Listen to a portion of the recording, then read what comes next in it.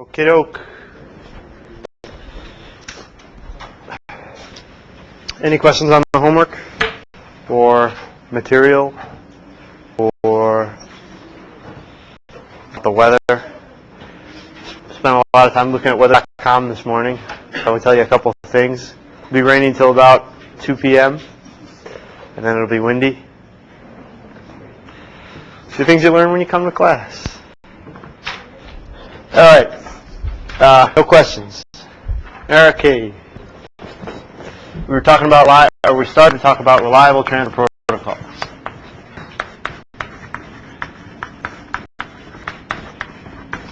So we're now on the transport layer.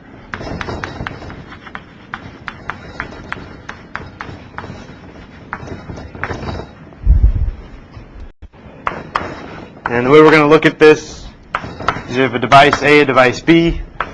There's a network.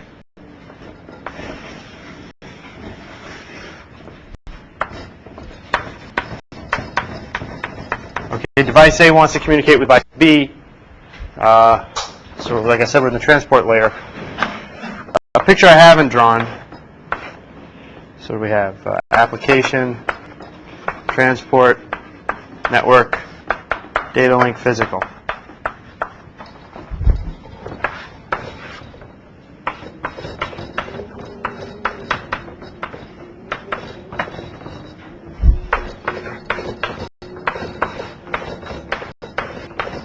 Okay, this is the way a traditional network is configured. Okay, the end systems, i.e. your computers, have an application, transport, network, data link, physical. The routers in the middle of the network only have network, data link, and transport layers.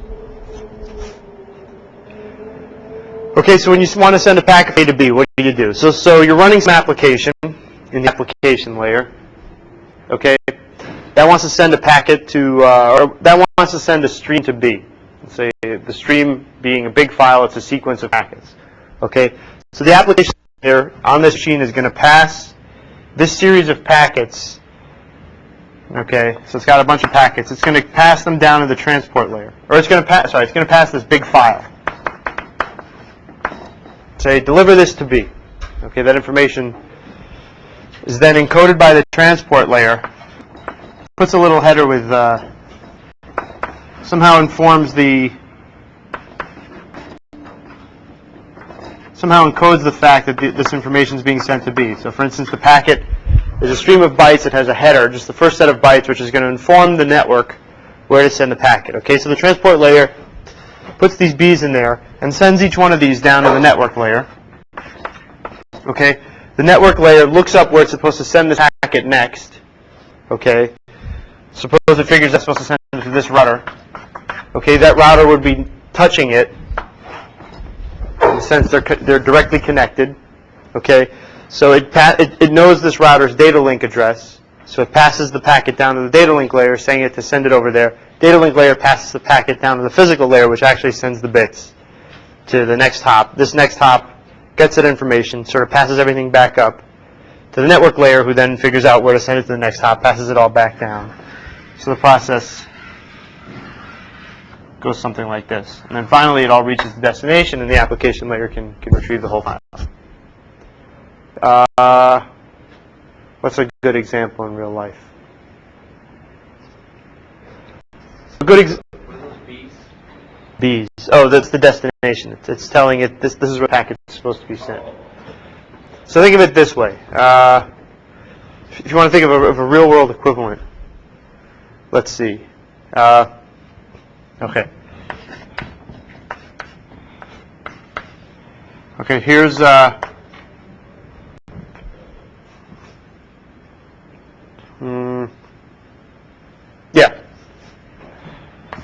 So here I am saying send these books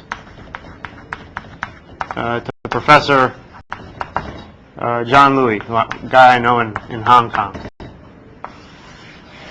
Okay, and I have a bunch of books. Okay, I give them to my grad student. All right. And suppose only one book gets sent at a time. Well, then the grad student will go to the main office and put these books each in a package, with the name John Louis on them and his address in Hong Kong. Right? And then these get sent to the post office, who actually knows how to deliver them to Hong Kong. Right, and the process reverses itself. It gets brought to the main office in Hong Kong, and then given to some grad student who unpacks the books and gives them to Professor Louis.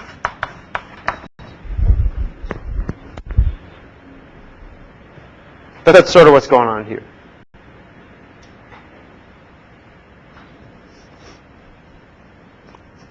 Now suppose either Columbia's main office or Hong Kong's main office is incompetent and loses a couple of books. Okay. I don't want to be bothered with this sort of thing. I'm like the application layer. So my grad student, and Professor Louis doesn't want to be bothered as well. So these two grad students are going to somehow communicate with one another to find out whether all the books that this grad student sent reached the other end. Okay, and again, the only medium they have to communicate over is this network consisting of main office and post office. Okay, so the grad student can also send each other little letters. Did you get the red textbook? Yes. Did you get the blue textbook? Yes. Did you get the green textbook? No. Okay, I'm resending the green textbook. Okay.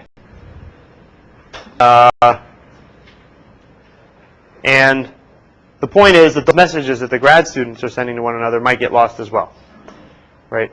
When I send the red textbook, it would be enough if this grad student wrote back, or sorry, when my grad student sends the red textbook, it would be enough if this grad student wrote back and said, I got the red textbook. Okay, but if that message gets lost, then I don't know that I got the red textbook. I'll have to send another copy of the textbook. Okay, and that's what the reliability layer is doing. Okay? So, again, we're looking at the reliability layer, the reliable transfer protocol. We want to send a message from A to B, a series of packets, and packets can get lost or delayed. But at the transport layer, i.e. the grad student, doesn't have to worry about how to actually identify where B is or what path to take to get to B. That was done at the network layer, right, using Bellman-Ford and all those kinds of protocols, right? And packets colliding with one another, the network layer doesn't have to worry about that. That's handled at the data link layer. Okay, so all these layers are stacked one on top of each other. As you go up the stack, they worry about bigger picture problems. Okay, the physical layer just worries about sending bit across the wire. Is this clear? Do people get the layered architecture? Okay.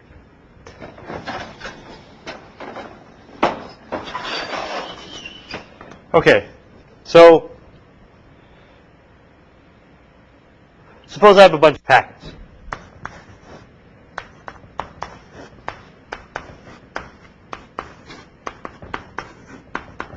I'm at A, and I want to send them to B. We have to come up with a protocol to send these packets. Okay, so what's a simple, and make sure that they actually arrive at B. So what do you envision being the simplest protocol you can design? Yeah, Patrick. The receiver send a confirmation. Send your packets and then wait for a confirmation. Yeah, right. So the easiest protocol number 1. So let's call it version 1. Reliable transfer protocol, version 1. Send packet. So there's the sender. The sender will send packet. When gets acknowledgement, sends next packet. the receiver acknowledge when a packet arrives. And give packet to the application layer.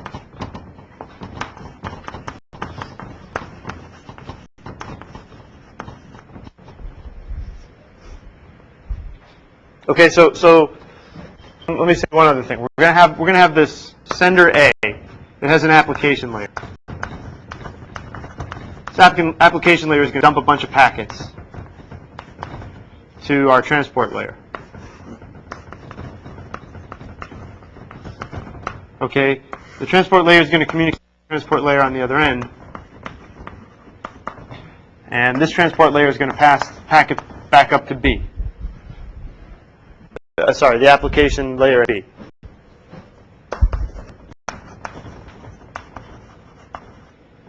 Now my application layer is just some program. You know, at A it says send these packets to B.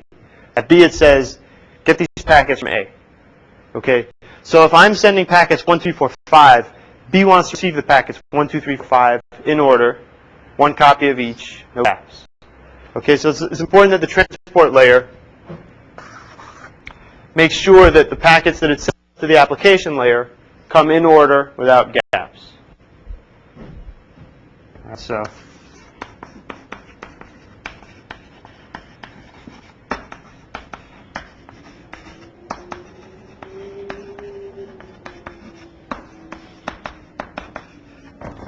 should be in the same order. Sender wanted to send them in.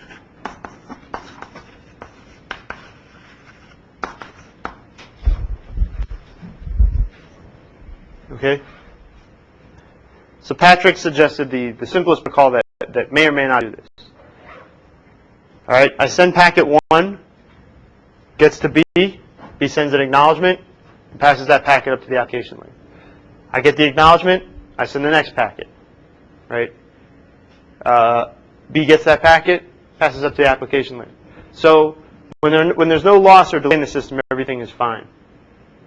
Okay? What happens if there's loss? This protocol will get stuck in the way I've written it here. Right? I mean, I send a packet, that packet's lost. B never gets the packet. B can never send an acknowledgement. A is waiting for the acknowledgement forever. It freezes. Or A sends the packet to B. Okay? The packet gets lost. The packet makes it to B. B sends an acknowledgement. The acknowledgement gets lost. Okay? And again, the process gets stuck. Right? So I can draw that pictorially as follows.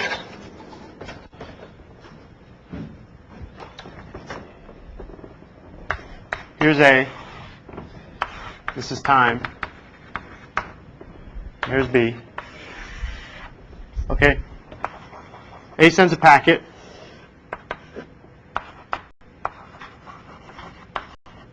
B acknowledges it. A sends next packet. Okay, and if for some reason that gets lost, this isn't back. This is B acts. B acknowledges. Okay, send the next. It gets lost, process freezes. Right? Or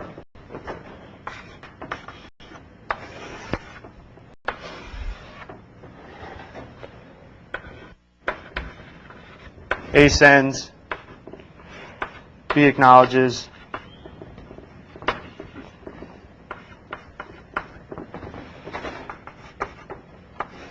A sends, B acknowledges, and if the packet gets lost, the process freezes. Okay, so what do we add to the protocol to stop the process from freezing? Yeah. Okay, timeout. So we'll put timeout at the sender.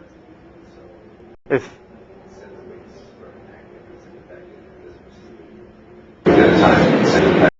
sends it again. Okay. So version 2. Add a timeout at the sender.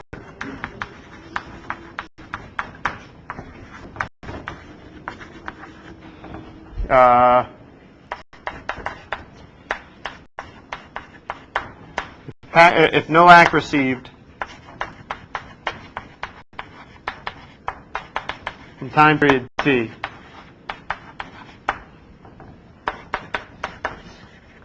then resend packet.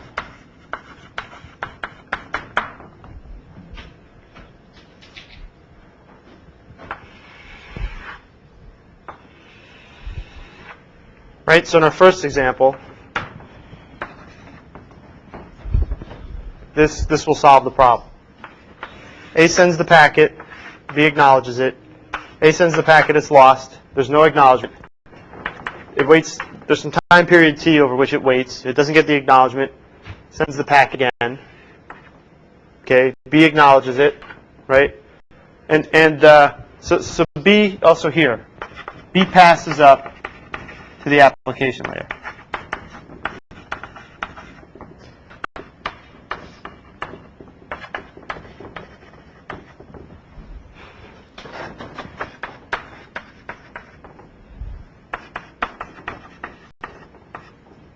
Okay, so that worked well there. But what about for the second case? Yeah, Emil. There's a rule that you had to have in order and if it already sent. If it actually received it, but the acknowledgement got lost, it would have sent the packet up to the app layer and then we got the same. Yeah, exactly. That's what's going to happen in the second case, right? So in the second case, you send, it gets passed up. You send again, and the acknowledgement is lost. But it got to the receiver, so it got passed up, right? Then the timeout expires. A sends again. Suppose this time it gets through. The receiver acknowledges again. It passes it up. Okay? 2 copies of the same packet.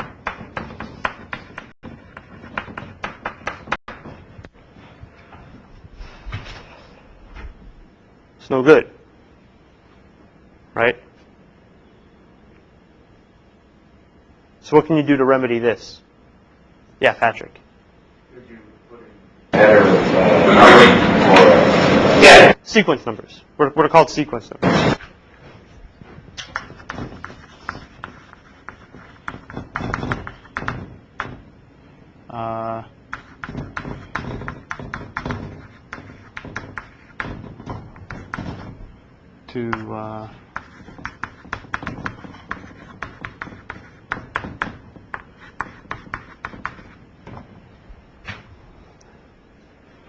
Okay, so now every packet also comes with a sequence number. So, for instance, when A sends this packet, it calls it packet 1, and it sends it. And B gets that packet, sends an acknowledgement. Okay, when A gets that acknowledgement, it knows it can now send packet 2. So it sends packet 2, B acknowledges that, and it passes that up. Sorry. Yeah.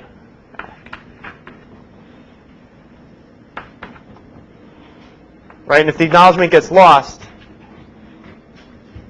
we send 2. So here there's a timeout again. A resends 2. B will see that that's packet 2. So it'll send an acknowledgement, but won't pass it up. Okay, why was it necessary to send this acknowledgement? Yeah. Yeah, A keeps timing out and keeps resending 2 forever. So you still have to acknowledge packets.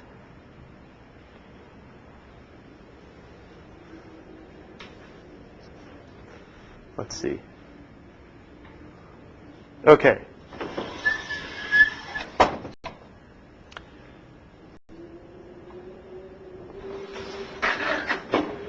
But I also told you that, yeah, Faisal. Use sequence numbers for sending packets with the ACKs as well. Well, do we need them for ACKs? Well, if you send packet 2 again, and you send an ACK, you don't know if that ACK's from the first packet or the second. Yeah, that's actually what I'm getting to now. But that.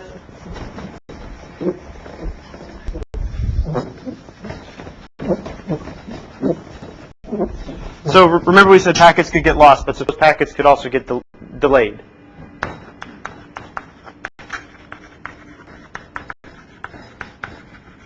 Okay, so consider this case. Let me try to do this right. A sends packet 1.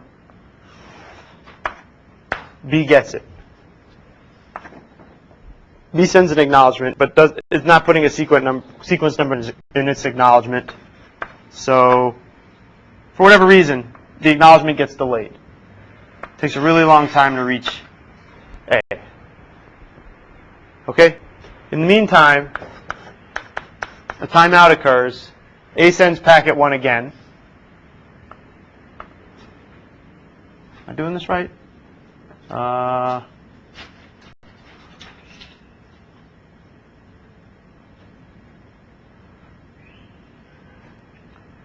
No, wait.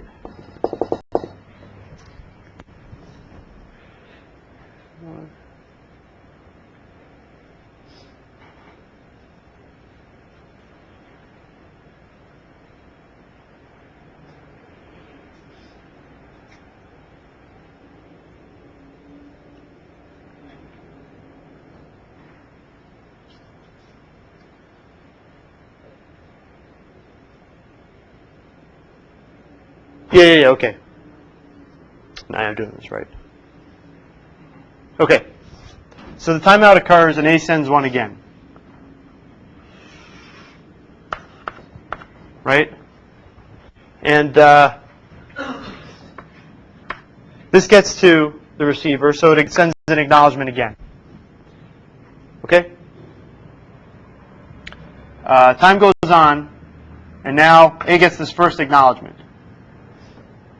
The ACK. So now it knows it can send packet 2. Right? So it sends it. Suppose that gets lost. Okay? Now this ACK comes sometime later. Well, that looks like an acknowledgement for packet 2. So A moves on to packet 3.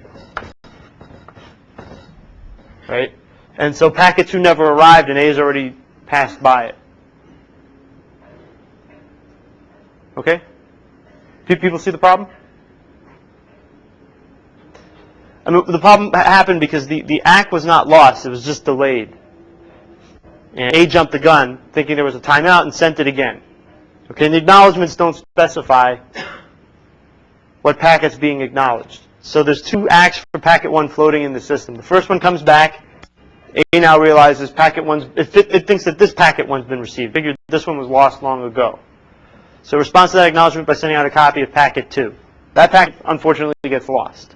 Now the second acknowledgement for packet 1 comes back. A thinks it's packet 2. Okay, this is easily remedied by just including sequence numbers in the acknowledgements as well. So you acknowledge that you got packet 1. When the acknowledgement gets here, it can send packet 2. When this acknowledgement for packet 1 comes in, it doesn't jump ahead to 3. Okay, it knows this acknowledgement was for packet 1. Packet 2 has not yet been received.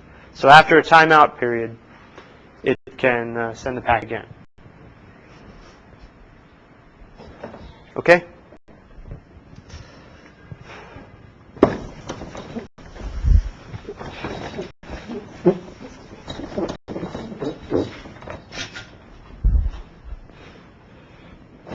So, in real life,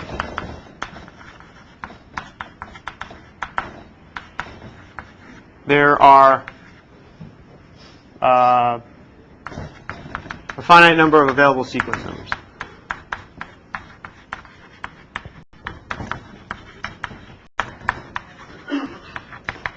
Meaning, here's my data. Some set of bits that I want to send. And with the data, I'm going to include a packet header. So a few bits of information that goes along with the data. And at the various layers, the layers know how to interpret this header. They know where the data starts. They know what the information in the header means. So for instance, the header can contain the IP address of the destination. and also a sequence number.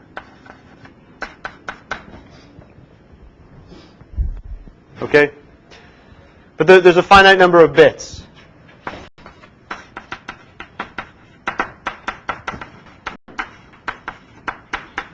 Used for the sequence number.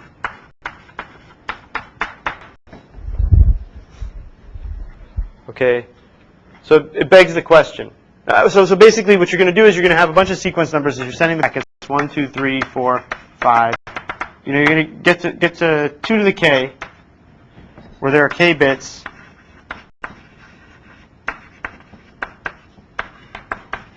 Actually, I guess we'll start with 0. 0, 1, 2, 3, 2 to the k minus 1, and then you have to recycle again and start using 0 again, right? For the next packet, you're going to go 0, if k is 3.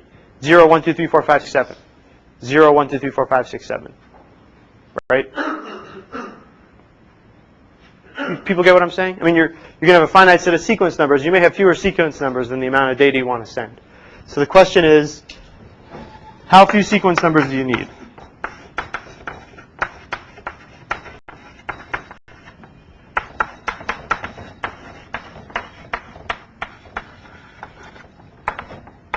Or equivalently, how many bits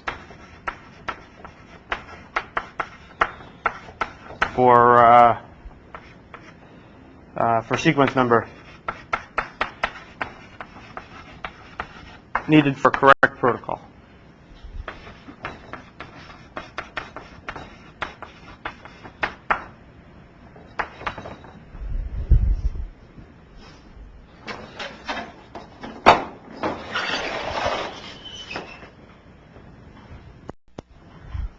And let me before we look into this, let me just see one thing clearly. So again, packets can get lost, delayed for arbitrarily long amounts of time.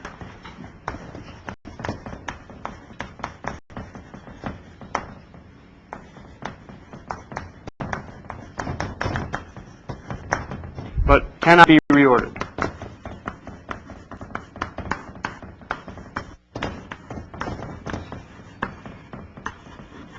Okay, meaning that if a sender or a receiver sends out a packet, right, and sends a packet later on in time, you cannot have these lines crisscross. This packet cannot reach the destination prior to a packet sent earlier must arrive at the destination earlier. This is reordering.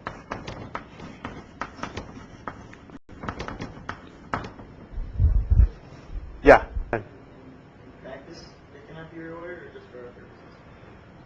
In practice, it happens very, very rarely. I mean, packets usually follow a single path, right? So you get these really long delays because there's a jam on the path. So the jam will affect everything behind it as well. So reordering does happen occasionally, but for our purposes, I mean, no number of sequence numbers is sufficient if you have arbitrarily long amounts of reordering. But let's just for now assume that there's no reordering. You're saying that there can't be, or we can't let it? We will assume the network in our network, in our network model.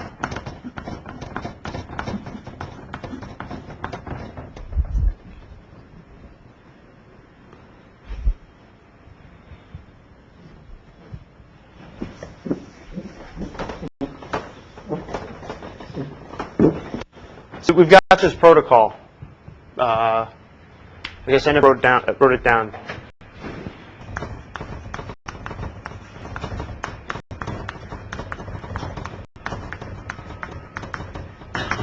Version 3, sender. Sends packets with sequence numbers.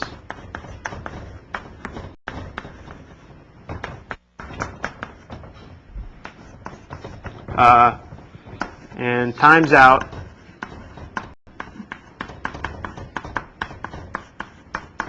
If packet not received. If acknowledgement not received. Resending packet.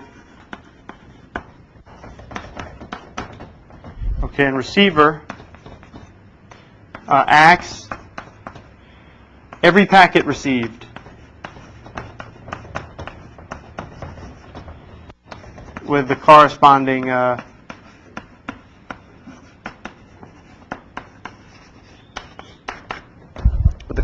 sequence number, and only passes them up to the application in order.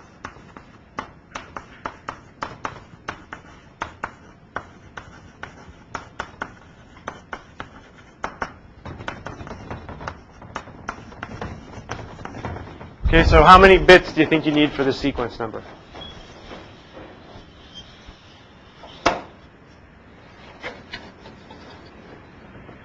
I mean, so the sender and receiver are going to, sender's going to send packet 1, receiver's going to ACK 1, sender's going to send packet 2, receiver's going to ACK 2. We're going to get up to some J, and we're going to run out of sequence numbers, and sender's going to have to send packet 1 again.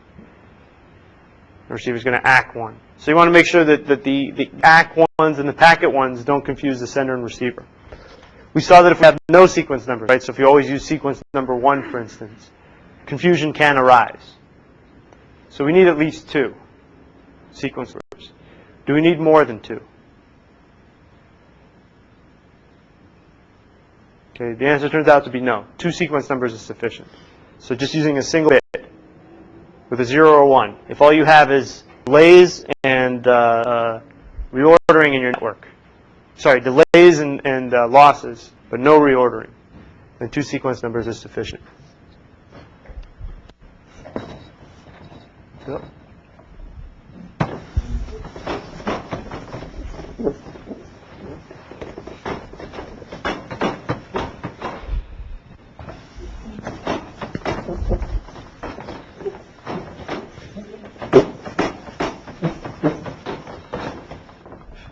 So I'm going to describe the sender's operation a bit more formally using a state machine. Okay.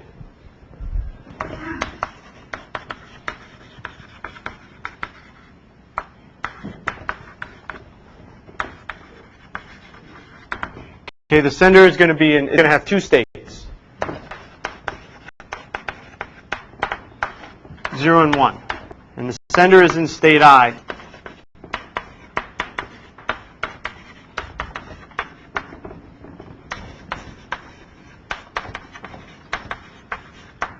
I'm trying to send a packet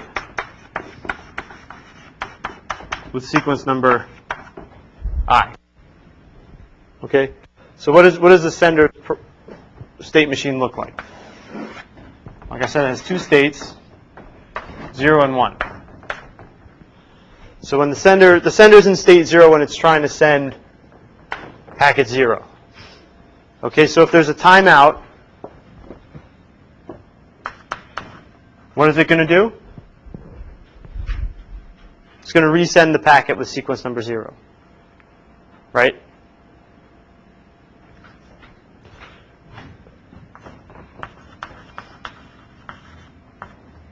Resend packet P. Let me say resend the jth packet with sequence number 0.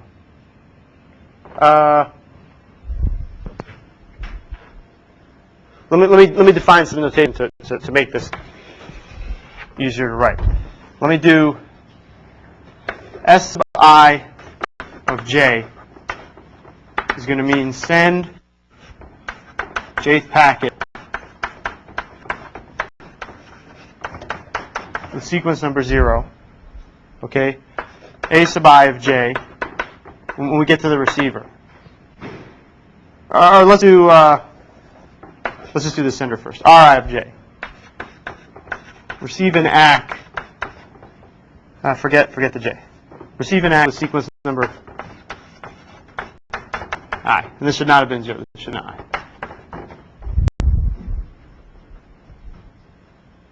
Okay? So just clean this up. When I send a timeout, sorry, when a timeout is triggered over here, I'm going to resend the packet with sequence number j. Right? That's the self loop. And I'll stay in state 0. I'm still trying to send, and TO stands for timeout.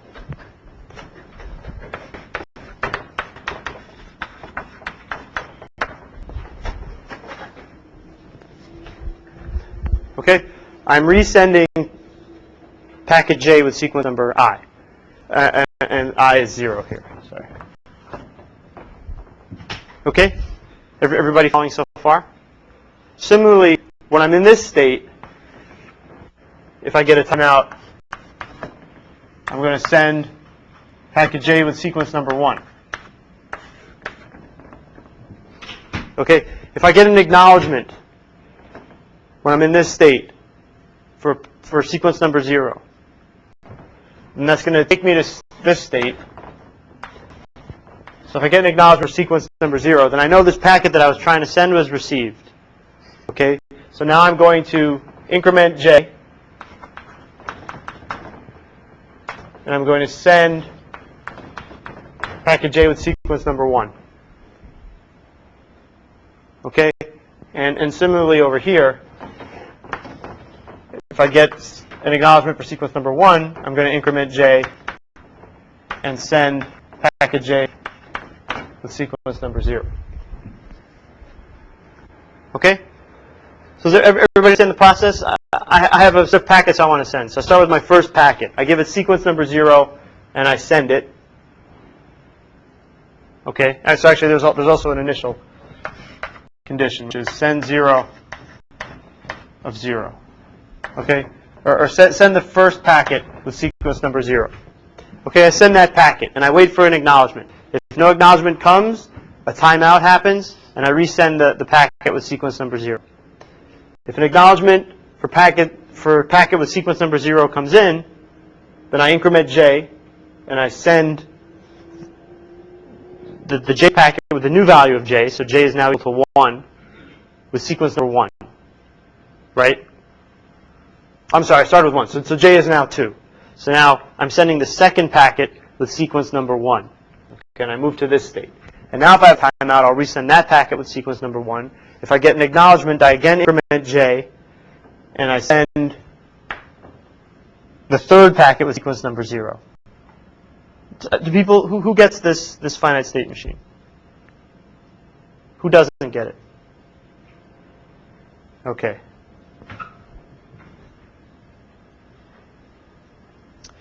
Have I missed anything? Okay, let's say for now I haven't missed anything, but I have. But we'll catch it later.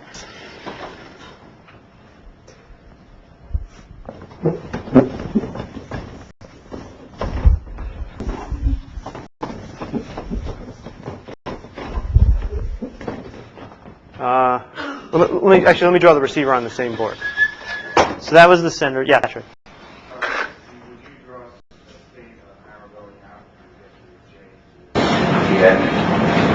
Would you do an arrow going out for the station at the end? At the end of the whole file.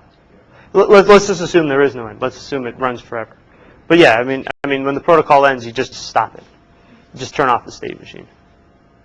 Okay. What does a receiver state machine look like? Receiver state machine is also going to have 2 states, 0 and 1. Let me draw it on a separate board. Sorry.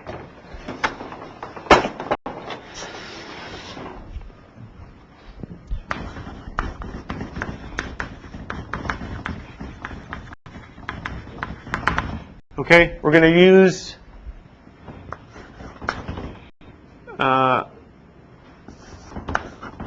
G sub I to indicate receiver gets a packet with sequence number I. Okay? A sub I. This is going to be receiver sends ACK with sequence number I, and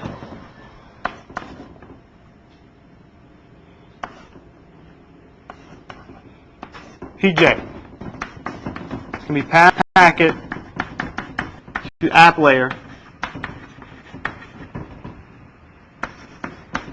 as the JSON packet in the file or stream, etc. Okay? So what does the receiver state machine look like?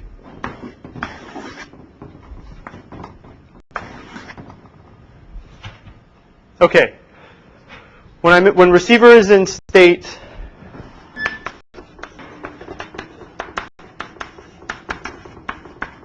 then expecting jth packet to be the one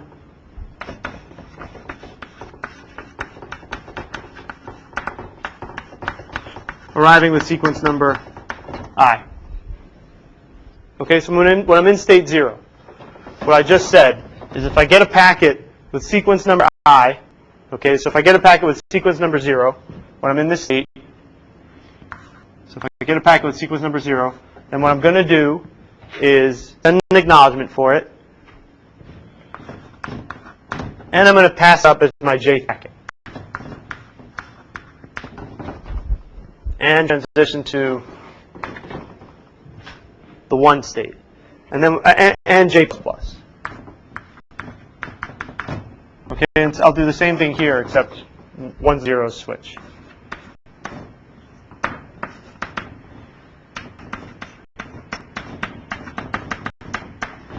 Okay, so does everybody understand the operation? I'm in this state waiting for a packet with sequence number 0.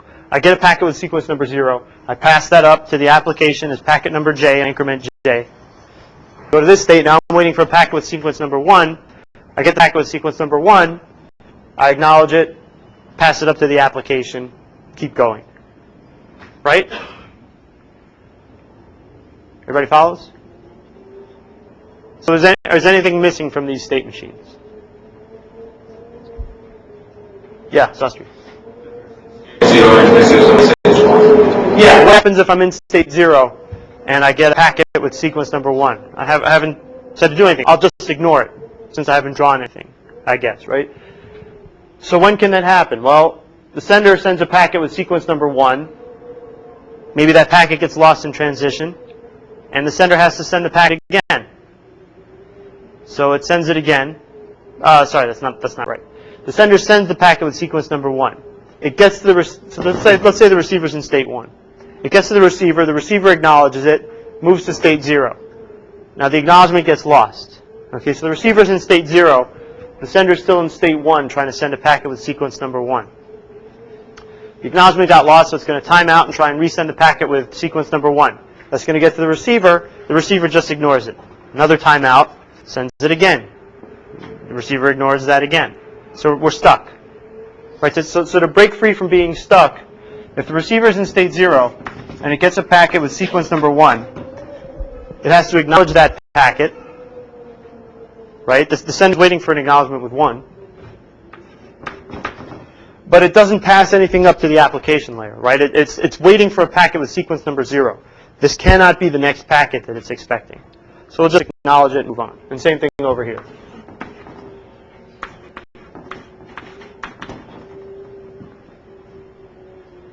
Okay? So now, the sender sends a packet with sequence number 1. It gets to the receiver. The receiver gets the packet with sequence number 1, acknowledges it, passes it up to the application layer, increments J, goes here. Suppose that acknowledgement is lost. Okay? So the sender is in state 1, the acknowledgement gets lost, so eventually the timeout is triggered. It resends the packet with sequence number 1. Let's say it gets to the receiver gets it, acknowledges it, okay? Maybe that acknowledgement gets lost, but then the process repeats. Eventually, the acknowledgement will get through, and the sender will then know, okay, that packet's been received. It'll receive the acknowledgement, it'll increment J, and send out the next packet. So we've unstuck the process. Okay? Yeah, Emil. Will the sender ever get something it's not an acknowledgement, it's not expected? Well, so when can that happen? So what we haven't included here is if the sender is in state 1 and it gets acknowledgement 0. what should it do? Right? And I mean, that's what can happen that can cause concern. So that is the example. That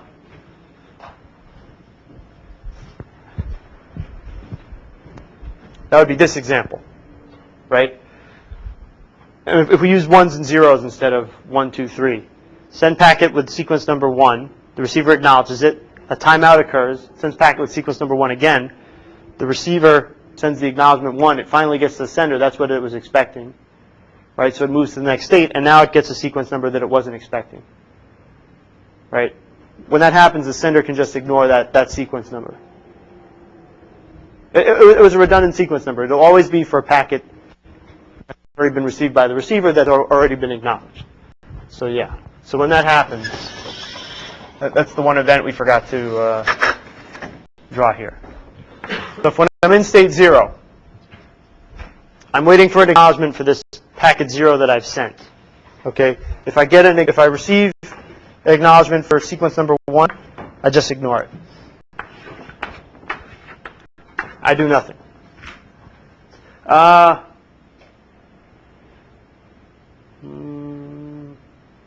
Yeah, let's go with that. That's fine. Yeah, Emil. That doesn't make the timeout reset, right? We do nothing. We don't reset the timeout or anything. To handle that case, right? It was just an extraneous packet. The sender accidentally sent a packet that it didn't need to send. Its timeout went off too soon. So if you just ignore the duplicate acknowledgement, things will run fine. Okay? How can you see that this system runs fine? This sender and this receiver?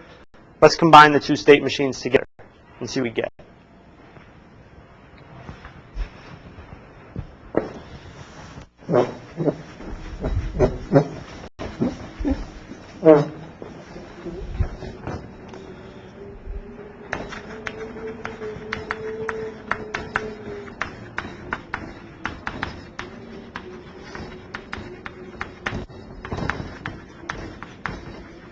Okay, so state, we call it IK, because I've already used J. We'll imply that sender is in state 0, state I. Receiver in state K.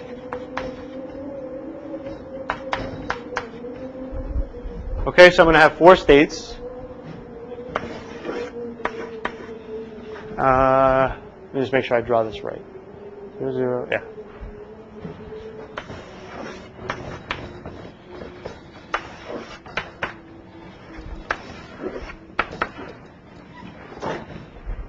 Okay? And I've differentiated all the events that happen at the sender and receiver. So you can just imagine when I draw, an A, that's the receiver sending an acknowledgement. And when I draw a G, it's the receiver getting a packet. And an R is the sender getting an ACK, and TO is the sender getting a timeout. Okay, so if I'm in state 0, 0, or from the sender's perspective, these two states are equivalent, right? So all the sender transitions I'm going to draw are going to be the same for those two states. So here, if the sender gets a timeout, it resends, what did I say, S0J.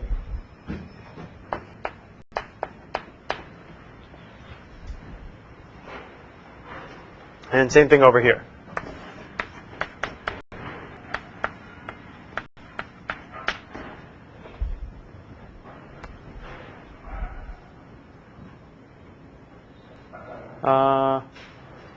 Yeah. And over here is the case when the sender is in state 1. And same with over here.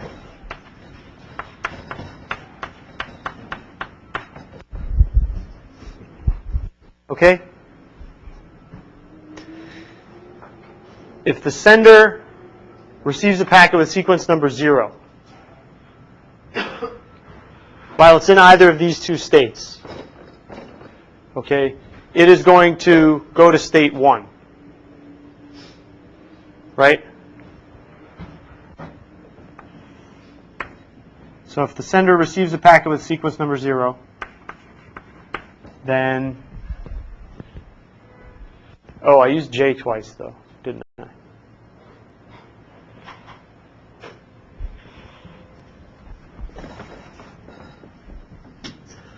So in this, let's R0, let's say J of the sender plus plus, and what else do we do?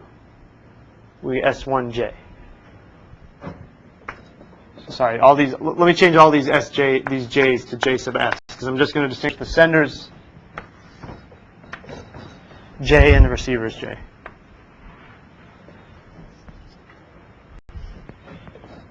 Okay, so comma S1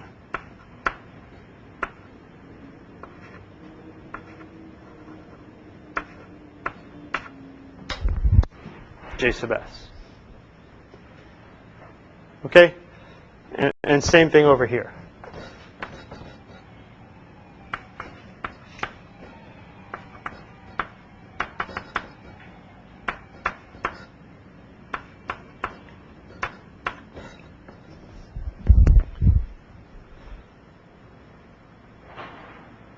Okay, and if I receive a packet with sequence number 1, and I'm in one of these states, I go the other way.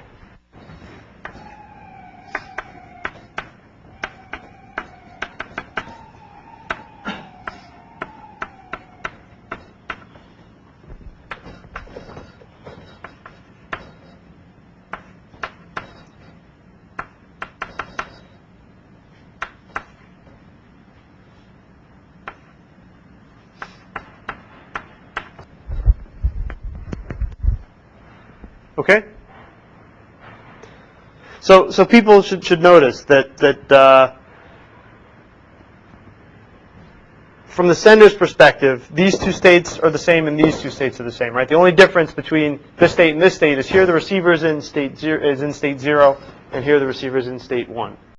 Okay, and both of these senders in state 0, and both of these are senders in state 1. So the sender has to do the same thing on both sides. Right? There's no distinction at the sender side.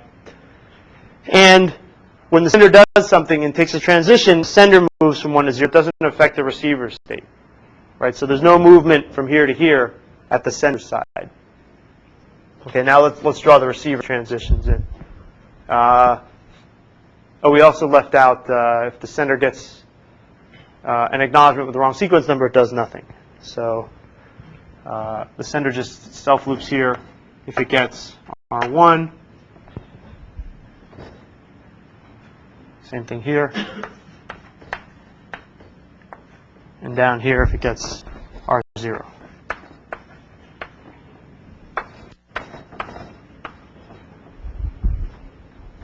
Right?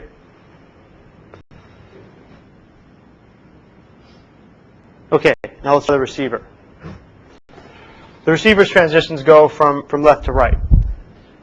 And there's also a self loop. So if it gets a packet 1 when the receiver's in state 0, it has to send acknowledgement 1.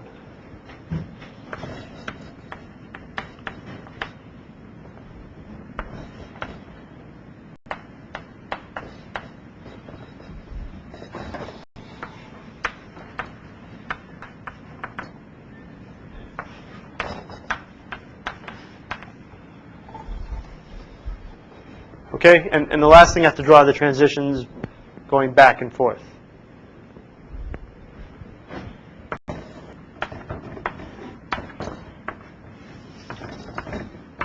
Okay, so in the top, these both just mimic the receiver. So G0, A0, PJ, J plus 1. G0, A0, J of the receiver, or pass up J of the receiver, J of the receiver plus plus. Okay. G1, A1, BJR.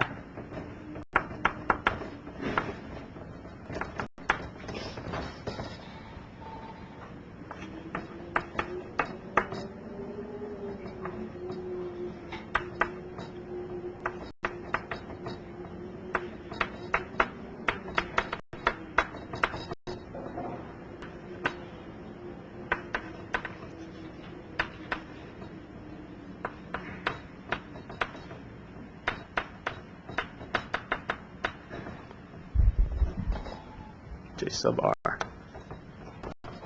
Okay? Do people get what we've done here? I've basically taken those two state machines that I've drawn over there and I've combined them into a single state machine. These two states are equivalent from the sender's perspective. These two states also equivalent from the sender's perspective. This is when the sender's in state 1 down here. This is when the sender's in state 0. This is when the receiver's in state 0. This is when the receiver's in state 1. Okay. So we're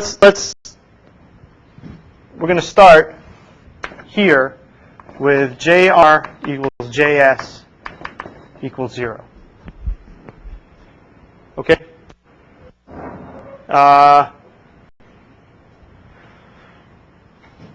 So what happens? The sender sends a packet with sequence number 0. Okay? And that's the first thing that happens as well. So sender sends, let's start them off with 0. Sender sends JS. So it's injected a packet with sequence number 0 into the system. Okay, if that packet makes it to the receiver, then we're going to take this transition. Okay, now let me take it a little slower.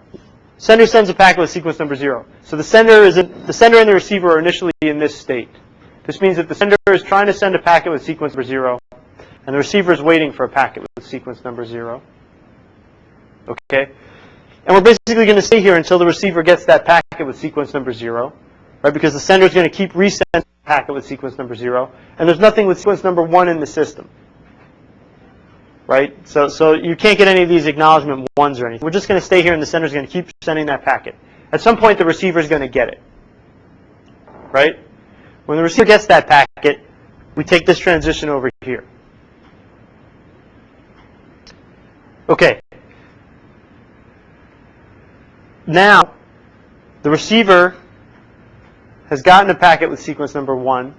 The sender is still trying to send packet with sequence... The receiver is now waiting to get a packet with sequence number 1. It's acknowledged the packet with sequence number 0. It's gotten it. It's passed it up to the application layer.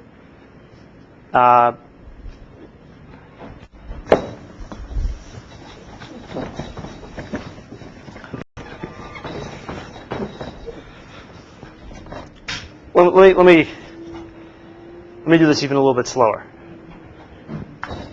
Here's the sender and the receiver. And the sender wants to know, currently trying to send.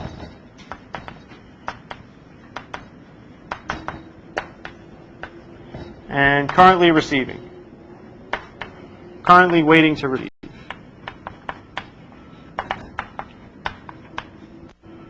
Okay, so let me start again. We're initially in state 0, 0.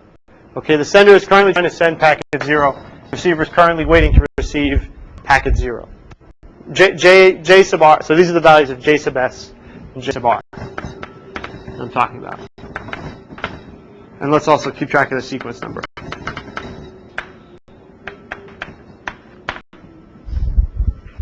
Okay, so what we said is we stay in this state until the receiver gets a packet with sequence number 0. Okay, it's going to pass that packet up, and that packet, which is what the sender was currently trying to send with sequence number 0, is packet 0. Okay, so the receiver passed up the right packet.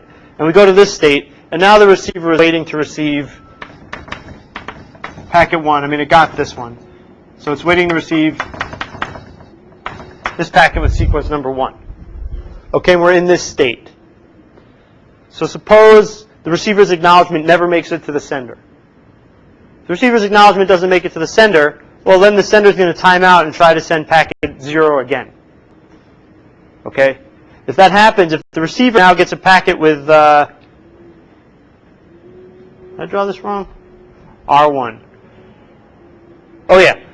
If the receiver gets a packet with sequence number 0 while it's in this state, it's going to send ACK 0. So basically, it's going to resend that acknowledgement that's going to tell the sender to move on. Okay? So if the sender keeps sending packets with sequence number 0, the receiver is going to keep on sending ACK 0. At some point, the sender is going to get that acknowledgement, and it's going to know, oh, the receiver got my packet with sequence number 0. Right? Or sorry, we're in this state. So once the sender gets that acknowledgement, it receives the sequence number 0, it moves to the next state. Now the sender is going to send packet with sequence number 1, and the receiver is waiting for packet with sequence number 1. Okay, so the sender is going to send a packet with sequence number 1. If there's timeouts, we're just going to stay in this state. Okay, if there's some old acknowledgments that the receiver is sending with sequence number 0, the sender does nothing. It's fine. It stays here. Okay? And eventually, the sender is going to send the packet with sequence number 1, and that's going to get to the receiver. The receiver is going to acknowledge it. The receiver is going to get it, and we're going to move here. And the receiver is going to start sending acknowledgments for sequence number 1. And eventually, the sender is going to get those acknowledgments. We're going to move here. So we're basically always going to move do. Okay, so these transitions that I drew down here going the other direction, you don't even need those. They're never going to happen. You never reverse.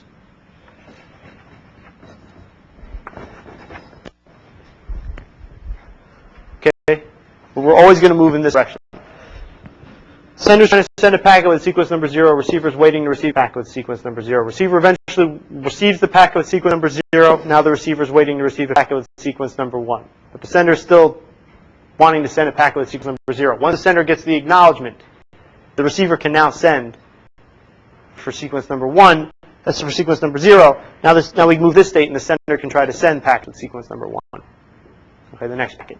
And the receiver is still waiting to receive packets with sequence number 1. When it gets such a packet, we move here. And the receiver has now sent an acknowledgement with sequence number 1. When the sender gets that acknowledgement, we move here. So it's receiver gets sender's packet, you go here. Sender gets the right acknowledgement, you go here. Receiver gets the right packet, go here. Sender gets the right acknowledgement, go here. Around and around and around. Okay? So how do you show that, how can you prove that this never causes a problem? And here's the claim.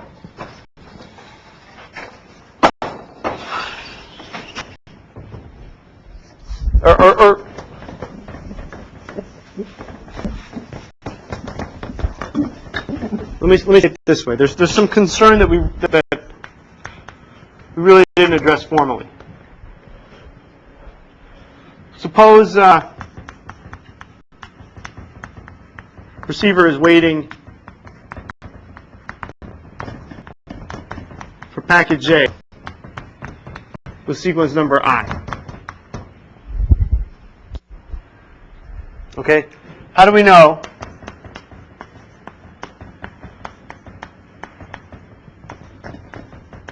some packet J minus 2K or J plus 2K won't arrive at the receiver and trick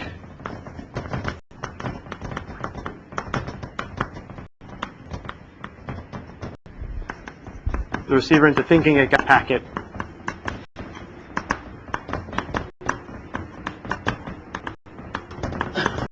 packet J, right? Packet J and packet J plus 2 and packet J minus 2, they'll have the same sequence number. So how do we know that, you remember we had this sender that's sending packets and timing out and sending packets and timing out. So maybe it sent a bunch of packets with sequence number 0 that corresponded to packet J minus 2, okay? And the receiver gets one of those and now is ready for packets with sequence number J plus 1. That's what I said, J minus 2, so sorry. Now it's ready for packets with sequence number J minus 1, okay? And then it gets one of those packets, now it's ready for sequence number J. How do we know that a packet from with sequence number J minus 2 doesn't show up next?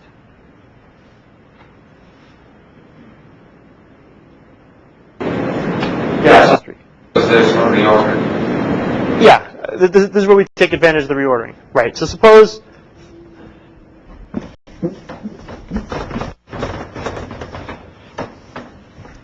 if you look at how this finite state machine worked, suppose we look at the path from the sender to the receiver.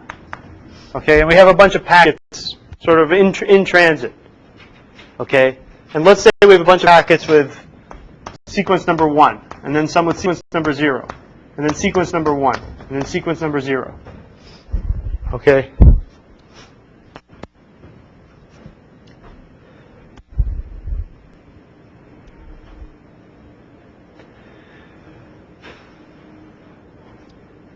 if you follow the state machine, okay, the sender sent out packets with sequence number 1, right?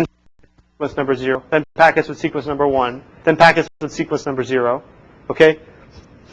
So let's just say that these all are the same packet J.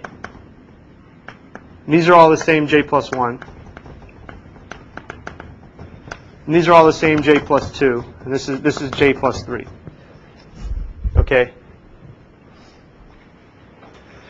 But suppose we get unlucky and all of these get lost. Okay? How do we know that the receiver knows how to distinguish these packets from these packets? Yeah, Patrick. Well, if all the 0 J plus 1 packets were lost, then the receiver would never have sent a confirmation. So you're on the right track. What? You're on the right track. And therefore, they said they would never have sent the next J plus 1. Exactly. Exactly. So, yeah. So when these were sent out, when these were sent, sender was in state 1, right? When these were sent,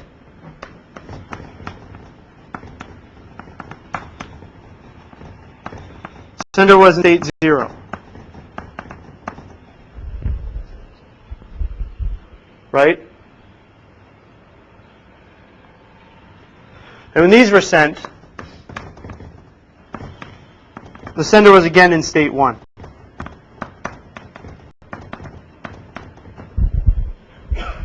Right? If the sender went from state 1 to state 0, it must have received an ACK 1. One of these must have ACKed.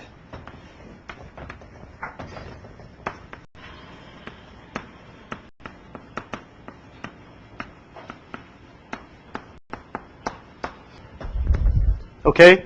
But all the 0 packets were lost. And the receiver was in a state where it was sending ACK 1s.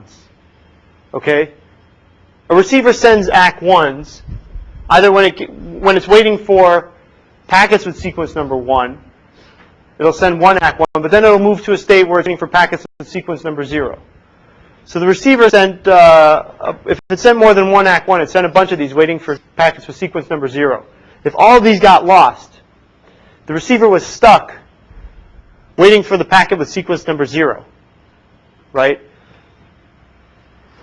And it cannot send any ACK 0s.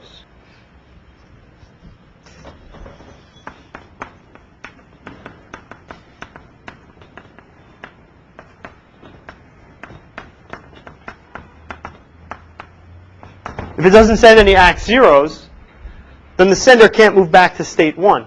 Right? Because the sender needs an ACK 0 in order to move into state 1 again. So the sender could not move into state 1 again.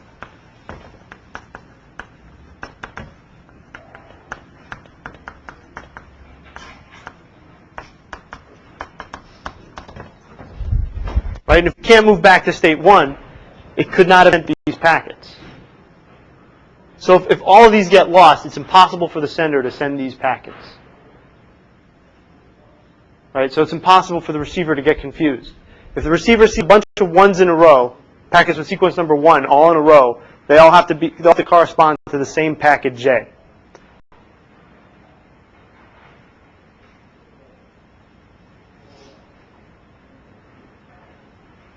People get it? Yeah, Ari. Sort of one mistake made in reading an acknowledgement or sending one of these things, wouldn't that mess up everything that happens from then on? What do you mean by if there's a mistake? Let's say the receiver sends ACK 0, but the sender reads it as ACK 1. Sorry, the receiver sends ACK 0. But the sender, let's say, reads it as being ACK 1. Oh yeah. If there are bit errors. Everything that happens from then on. Sure. So you're right. So I said packets can be lost, they can be delayed, they cannot be reordered. And we'll assume that they cannot be misinterpreted as well. Right? That if the receiver sends ACK 0 and that packet reaches the sender, that bit is never flipped to be ACK1. Or if the bit is flipped, it can be detected and corrected, or the acknowledgement, if it's corrupted and can be repaired beyond recognition, it'll be discarded. These first 4 bits, they all have sequence bit 0, for example. No, they all, these first 4 all had sequence bit 1. I mean, I drew 1s here to indicate they had sequence number 1. Okay, but doesn't the state diagram say that once it gets 1, 1, then it's looked for a 0? But if it gets 4 ones in a row. No, look at it this way. Let's just say this is what the sender sent. It just so happens that this is the order of packets that were sent from the sender to the receiver. These were the sequence of those packets. Okay? And how can the receiver be tricked? I mean, if the receiver gets a packet with sequence number 1 and a packet with sequence number 0, it then knows that this next set of packets with sequence number 1 corresponds to the next, if these were packet J, it would know these are packet J plus 2. So how could the network trick the receiver? What I'm confused about is you just said set of packets. Is it 1 packet or is it set? Oh no, these are 4 packets. Sorry, these are 4 packets, each with sequence number 1. So imagine sender tried to send a packet with sequence number 1, and there was a timeout, so it sent it again. Okay. Okay. So there are 4 packets with sequence number 1 that it sends because there were a lot of losses. Then there were 4 packets it sent with sequence number 0, and then again 4 packets with sequence number 1. Okay, Gary, yeah. So the first 4 packets come sequence number 1, and then the first 4 packets sequence number 1. Yeah. And then J plus 2, they're also sequence number 1. Right. So that because it's still waiting for a 0, it just ignores it. So it's still waiting for a 0. Because the receiver's in the next state. Oh no. So let me go through the argument again. This is what the sender happened to send in this example. Okay? And how can the receiver get tricked? The receiver gets these 1s. If it gets a 0, it's going to know that packet 0 is sequence number. If these are packet J, and it gets one of these, and then it gets a packet with sequence number 0, it knows that that's packet J plus 1, and then if it gets a 1 later on, it knows that that's packet J plus 2, right? So what could happen in the network that might confuse the receiver? If all these packet 0s were lost, okay, and somehow the sender sent packet J with sequence number 1, and then packet J plus 1 with sequence number 0, and then packets with J plus 2 with sequence number 1, how would the receiver know how to distinguish these from these, right? It would, at the receiver's end, it would get 8 1s in a row. How would it know which ones are J, and how would it know which ones are J plus 2? And the point is, you can show that if all these packets get lost, such that the receiver does not get them, it's impossible for the sender to have sent packets J and J plus 2. In other words, a packet J plus 1 has to arrive at the receiver with sequence number 0 before the sender is able to send packets with sequence number 1, packets J plus 2 with sequence number 1. Yeah, Gary. Well, I mean, if you keep sending 1s, like, and they can't interpret the difference between them, and then you get a 0, then how does it know? How does it know that J plus 1s were lost when it gets a 0 at J plus 3? It does, I mean, you can make the same argument there. It'll never get there. If these are all lost, these packets could not have been sent. These packets J plus 2 with sequence number 1 cannot be sent until the receiver receives a packet with sequence number 0. It would have kept sending 0s. The sender would be stuck continually sending 0s. So let's look at it this way. Let's say the receiver gets one of these. Okay? The